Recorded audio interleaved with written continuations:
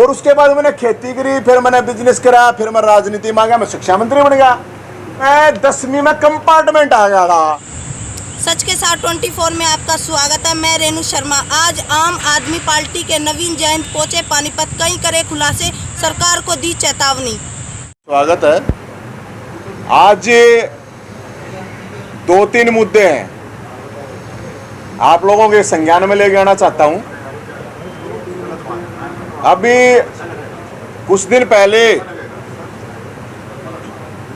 एक विवाद हुआ था सरकार के साथ, तो मैं सबसे पहले वो बताना चाहता हूं आप लोग। रोहतक में एक ब्राह्मणों का गांव है, उसमें 16 एकड़ जमीन ब्राह्मण संस्था को दी थी गांव ने, लेकिन सरकार ने उस पर कब्जा कर लिया।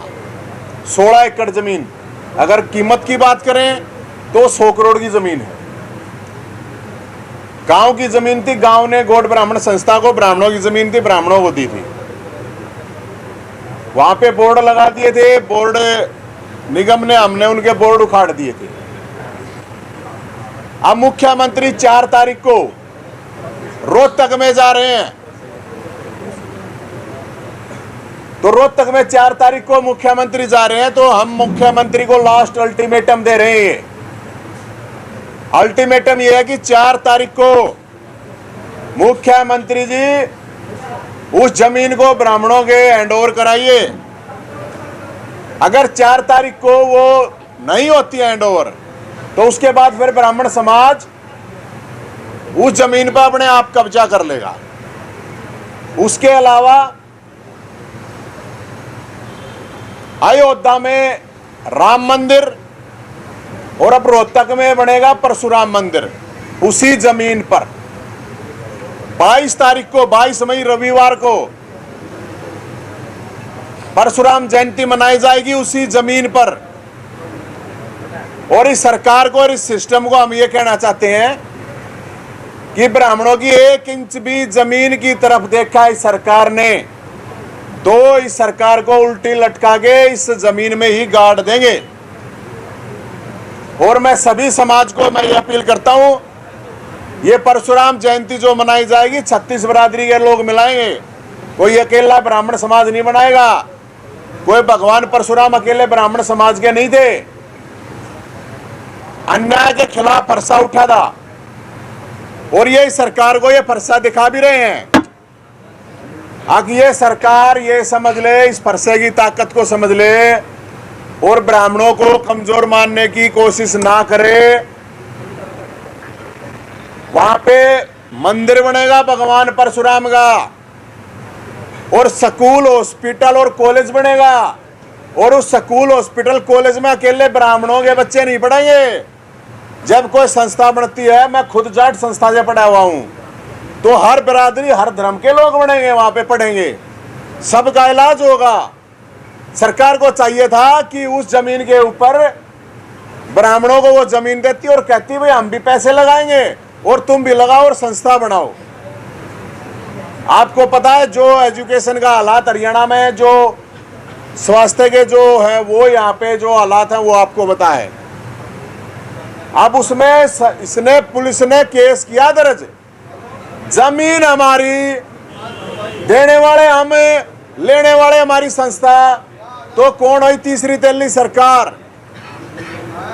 तो ये सरकार समझ ले आके 4 तारीख को मुख्यमंत्री जी सुन लो, 4 तारीख को जमीन दे आना ब्राह्मणों को, वरना 4 तारीख के बाद फिर हम अपने आप हिसाब से देख लेंगे। 4 मई? हाँ सर, 4 मई अभी, हाँ रोहतक जा रहे हैं मुख्यमंत्री जी, इसलिए। इसके अलावा दूसरी चीज, हरियाणा के अंदर भाई साहब 25 लाख बेरोजगार हैं, करीब 5 लाख वैकेंसी खाली है। हरियाणा पुलिस के लड़के लड़कियां, उनका रिजल्ट अटका हुआ है।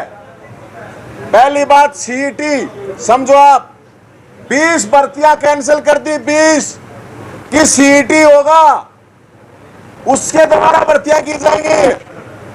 भर्तियां कैंसिल कर दी, सीईटी 2 साल से हो नहीं रहा है, कोरोना का बहाना बना बना के सीईटी करवा नहीं रहे हैं। जब इनकी रैली होती है, इनका चुनाव होता है, तो कोरोना कहीं नहीं दिखता है। और जब बच्चों का टेस्ट लेने की बारी आती है, फिर इनका टेस्ट आउट होता है, इनका पेपर आउट होता है, फिर किसी तरह रिजल्ट आ भी गया तो फिर इनके इंटरव्यू नहीं होते, वो भी हो गए, तो अब लिस्ट नहीं लगते, लिस्ट भी लग गई तो वो भी कैंसिल हो जाते हैं, ज्वाइनिंग होगी तब भी। ये 5000 क्लर्कों के साथ क्या हुआ है? अरे इसमें HSSC जो बोर्ड है उसकी जिम्मेदारी है, बच्चों की क्या गलती है? अब कोर्टों में अगर कुछ पड़ा है, कोर्टों में जो भर्तियां रुकी हुई हैं, तो इसमें बच्चों की क्या गलती है? भाई साहब 25 लाख बताऊं, 5 लाख देंगे, एक बना रखे इन्होंने, बना कि कौशल निगम में हमने 40,000 नौकरी दे दी। अरे कौन सी 40,000 दे दी? दो ना लिस्ट, वो जो ऑलरेडी लगे हुए थे उनको शिफ्ट कर दिया, जिसकी 40,000 वहां तनख्वाह थी उसको अब 30 से ज्यादा मिलेगी नहीं कौशल निगम में। मैं बताऊं आपको, हरियाणा के अंदर हर तरह से ये दिव्यांग है बेचारे, उनका कोटा खा लिया सरेआम, 4% का 3% दे रखा, वो दुखी। अलग अलग जगह लोग धरनों पे बैठे हैं, कोई भी आदमी खुश नहीं है भाई साहब इस सरकार से। और हम तो सरकार को ये कह रहे हैं भाई इनकी समस्या सुलझा दे। और बेरोजगारों वाली बात, ये सरकार ये बेरोजगार भी सुन लेना मीडिया के माध्यम से, 2024 से पहले कुछ नहीं करेंगे अगर सड़कों पे नहीं उतरे। 7 मई को शनिवार को रोहतक मानसरोवर पार्क 11 बजे इकट्ठे होंगे। बीजेपी का राज्य कार्यालय रोहतक के अंदर, वहां जाएंगे भाई साहब। ये हरियाणा पुलिस वाले हैं, इनको लेके कि रिजल्ट निकालो। 10,000 लड़कियां हैं, 40,000 लड़के हैं जिन्होंने टेस्ट दे लिया, फिजिकल दे लिया, डॉक्यूमेंट सब कुछ हो चुका है, लिस्टें नहीं लगा रहे। पुलिस वाले 100 पुलिस वाले मेरे जानकार हैं, वो ये कह रहे हैं भाई साहब स्टाफ पे नहीं है, क्राइम कितना बढ़ रहा है, पुलिस के पास स्टाफ नहीं होगा तो कैसे। और कई 25,000 पद खाली है, 25,000। एजुकेशन डिपार्टमेंट है, एजुकेशन डिपार्टमेंट में 50,000 पद खाली है। और एजुकेशन मिनिस्टर जो 10वीं फेल, में कहता था ना 10वीं फेल है, अब मान लिया उसने, मैंने कल वीडियो देखी थी, वहां आप लोगों ने दिखाइए बाबा, होता है मीडिया, दिखाइए रे भाई। ठीक है देखिए। अरे नहीं एक बार सुनो ना, बहुत बढ़िया बात है भाई साहब, उसमें 2 मिनट की वीडियो है। वो ये खुद ने कैमरा 10वीं, मैं कह रहा था मैं 10वीं फेल है, उस मास्टर ने कहा दीदी 12वीं पास है। अब इसका डॉक्यूमेंट ये थोड़ा अगर आ जा,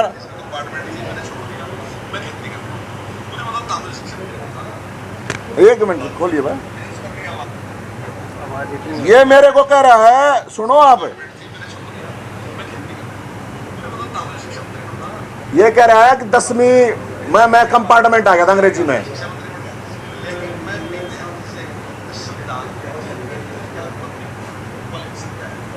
अब ये कह रहा है मंत्री बनने के लिए कोई पढ़ा लिखा होना जरूरी नहीं है, शिक्षा मंत्री, इसकी बात को ध्यान से सुनो।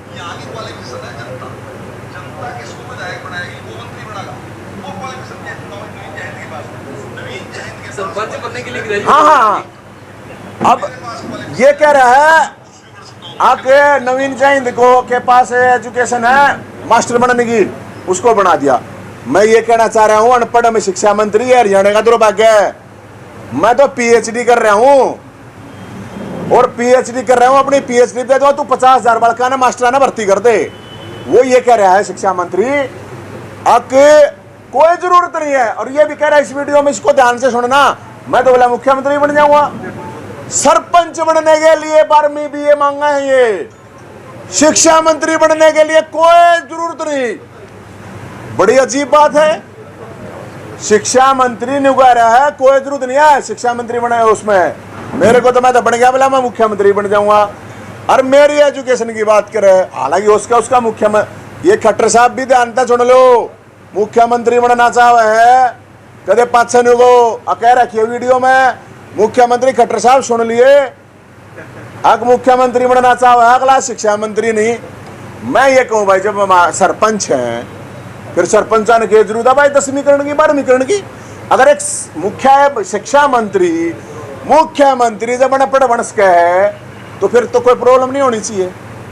ये सरपंचा का लिए अन्याय है भाई साहब ये। तो फिर तो मैं इसके अलावा ये इसमें डॉक्यूमेंट एक बड़ा और ट्विस्ट है इसमें, खुद ये कह रहा है कि मैं 10वीं में कंपार्टमेंट आ गया था और उसके बाद मैंने खेती करी, फिर मैंने बिजनेस करा, फिर मैं राजनीति में आ गया, मैं शिक्षा मंत्री बन गया।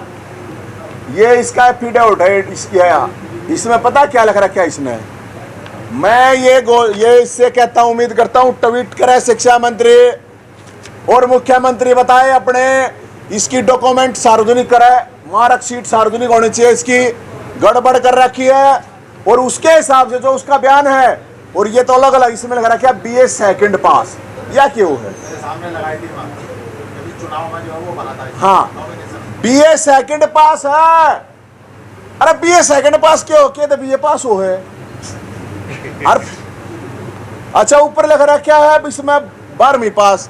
तो शिक्षा मंत्री अपने मार्कशीट सार्वजनिक कर दे, और अगर नहीं करते हैं तो मुझे लगता है कि शिक्षा मंत्री के ऊपर 420 का केस दर्ज होना चाहिए और शिक्षा मंत्री को तुरंत अपना इस्तीफा दे देना चाहिए, क्योंकि वो शिक्षा मंत्री के लायक नहीं है। और ये सारे से नकली डिग्री ले रहे हो हम, ये मानना 50,000 टीचर की भर्ती कर दे जो खाली हैं। मैं PhD की अपनी डिग्री सारी 3 MA कर रखी है, सारी डिग्री उसका दे दूंगा और मैं कहूंगा भाई नवीन जैन 10वीं फेल। नहीं तो मुझे लगता है मुख्यमंत्री सोच लो, आज ये डॉक्यूमेंट है, ये डॉक्यूमेंट हम RTI से कटवाओगे, उसमें 1 महीना लगेगा। तो मैं यही कह रहा हूँ, ट्वीट बहुत करते हैं साहब शिक्षा मंत्री, तो ट्वीट कर दे कि प्रॉब्लम ला गए, डाल दे हुए फोटो कॉपी के, उसमें फोटो ही तारना है तो वो तो तारना चाहिए मेरे ख्याल में।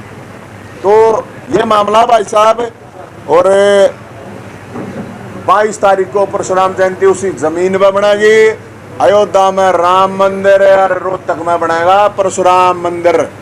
जिस तरह रोका जावे, जिस सरकार था तो वो रोक लियो। कौन सा गाँव है? परावर गांव है भाई साहब। हाँ, सुना आपने नवीन जयहिंद ने क्या कहा, क्यों दी सरकार को चेतावनी। ये बात सुनकर आप अपनी राय जरूर बताएं और इस खबर को ज़्यादा से ज़्यादा शेयर करो।